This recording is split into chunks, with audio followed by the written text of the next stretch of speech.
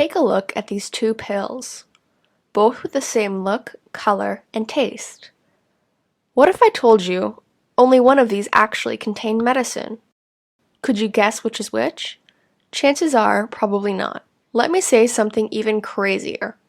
Both pills have healing factors to them. But how in the world could a non-pharmaceutical drug help someone feel better? This phenomenon is known as the placebo effect, Latin form I shall please. During the war, the morphine supply was often scarce and could not keep up with the number of wounded soldiers. Dr. Henry Beecher needed to operate on an injured soldier, but had no drugs for the pain. One of the nurses at the time, desperate and quick-thinking, grabbed a vial of saline and injected it into the soldier. Miraculously, his pain went away. Placebos, also known as the sugar pill, had to mimic a real drug to become convincing. By the 1950s, researchers found that placebos were a big use in clinical trials to test new treatments. For example, half the people in the trial would receive real drugs, and the others would get a placebo. Neither group would know which drug they had.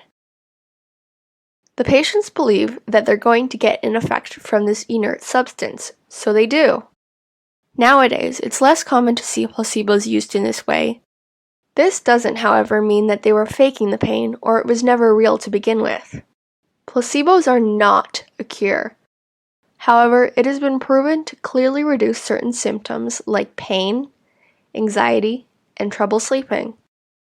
Approximately 30 to 60% of people will feel that their pain has diminished after taking a placebo pill. Let's have a look at the neurological side of this, and the brain regions thought to be responsible for causing this effect.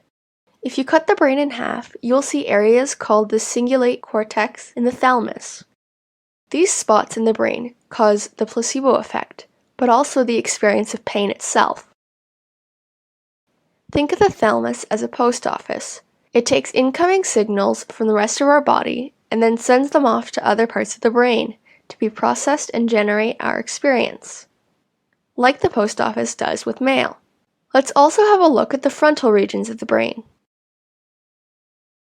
These are the areas responsible for things like thought and memory that all work to set up our expectations.